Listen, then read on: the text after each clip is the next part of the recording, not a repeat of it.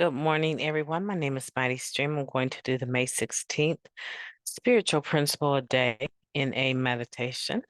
If it sounds like I'm speeding, I am. Dodgy internet today requires for speediness. The title of the meditation, though, is The Freedom to Let Go. We are free to participate, create, care, and share, surprise ourselves, take risks, be vulnerable, and stand on our 2 feet. That comes from the Living Clean book, Chapter 1, Keys to Freedom.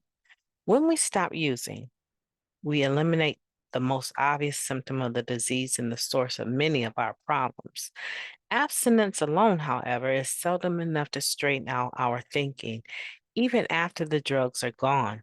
Our outlook, priorities, and personalities remain distorted. If we want to be free from all aspects of the disease, it will take some work. My self-centeredness had me tied up in knots, one member recalled. I was angry and judgmental, greedy for attention and material things, dishonest with others and myself. Just not using was just not enough.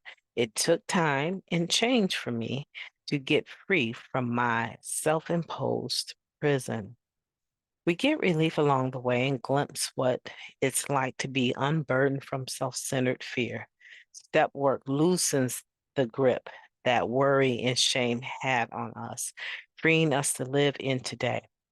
We find freedom in having friends we can count on and confide in belly laughs that aren't chemically induced, in the depth of our empathy for others' struggles. We stay aware of our spiritual condition, not selling for freedom's cheap substitute, irresponsibility.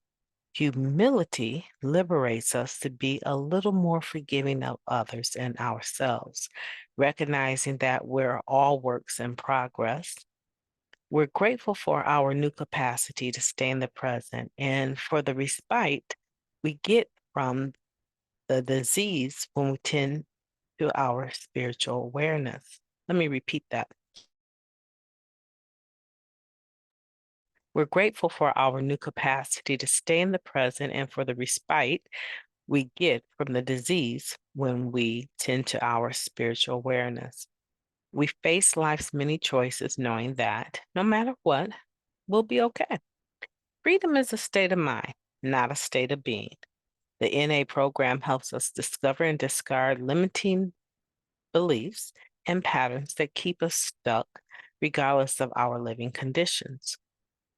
Each day offers a fresh start and another opportunity to cast off mental, emotional, and spiritual shackles, wrote one member from the confines of a prison. If I want to fly, I will have to let go of the baggage that's weighing me down. That's apt advice for all of us. I will release something that's kept me bound. I'll let go of it daily if that's what it takes to live free. Beautiful meditation. It has me thinking. So let's go ahead and take a moment of silence, followed by the we version of the Serenity Prayer. Moment of silence now, please.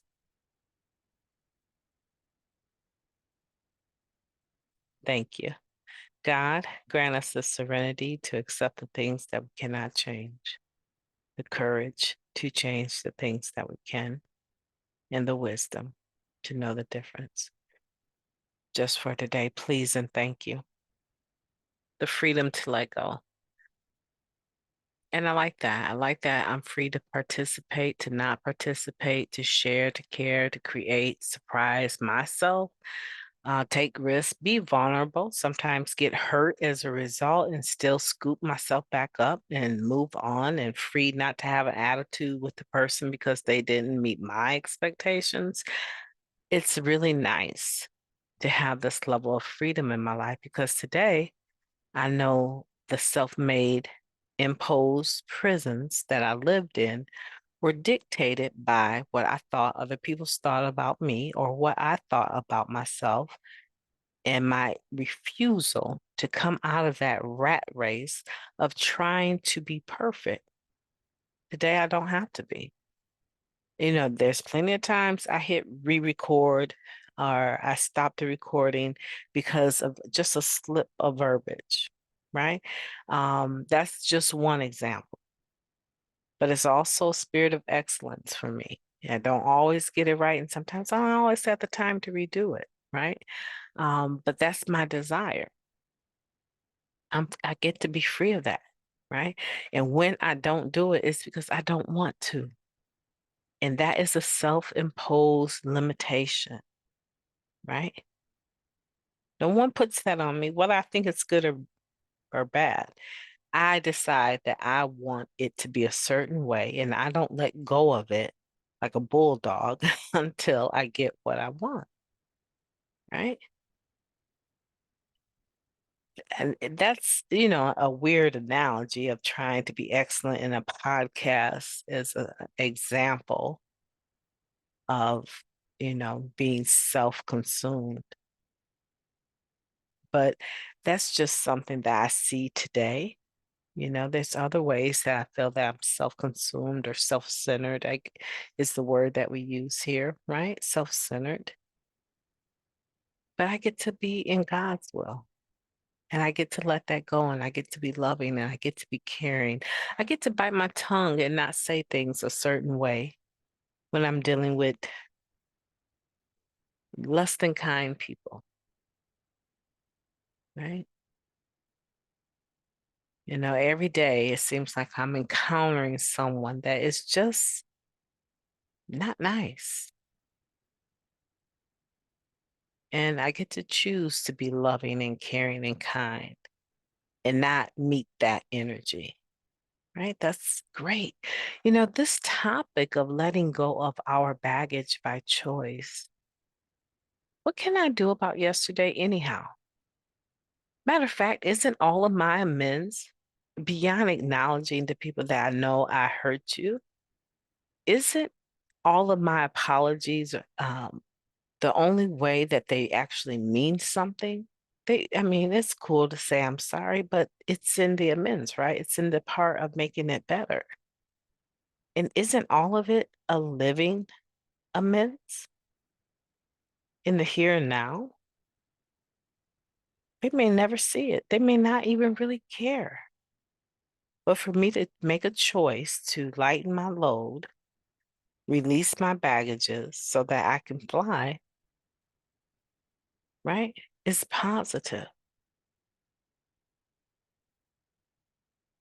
The thing about that young girl that passed away, she was a performer, singer. Her name was Aaliyah. And I don't know if many of you remember her or not. She was attached to an R&B artist that is sitting in prison um, for many reasons, right? But I remember when she passed away, they said that that airplane or helicopter, it had to be an airplane, but they said that it was overweight. There were so many baggages. It had too much in it. And I can imagine, being a celebrity traveling somewhere, having my own jet or whatever. I would want everything that I want or need to have. And I would bring back whatever I want or need to. I would be completely self-centered, right? But that's not the way to go. That's not the way to be. Everyone on the plane does the same thing. The flight is overloaded. That's why when I do fly today, I show up at the airport and I have already measured the weight of my bag. And I bring an extra bag just so I can make sure that I'm within the weight that I'm supposed to be. Can you imagine if every person that flew went over by 1 pound, 2 pounds, 3 pounds? Yeah, they have a job to do to make sure that flight reaches its destination. And I get to choose to meet the weight limit, right? What I can actually bear. I'm talking about an analogy here of being weighted with trouble and expecting to fly, carrying all my bags of the past. the ones I have in the here and now are bad enough, but I at least get to apply spiritual principles to what I choose to carry. And I at least get to apply 10th step to it daily so that I can offload some of that unnecessary weight of guilt and shame, embarrassment. But all that other stuff, I don't need to pack it for the flight anyway. Take a picture. Refer to it when you do your 4th and 5th step. I don't need to carry it with me every day, right? It's counterproductive. My name is Mighty Stream. I've enjoyed talking to you. I hope that you have a beautiful day on purpose.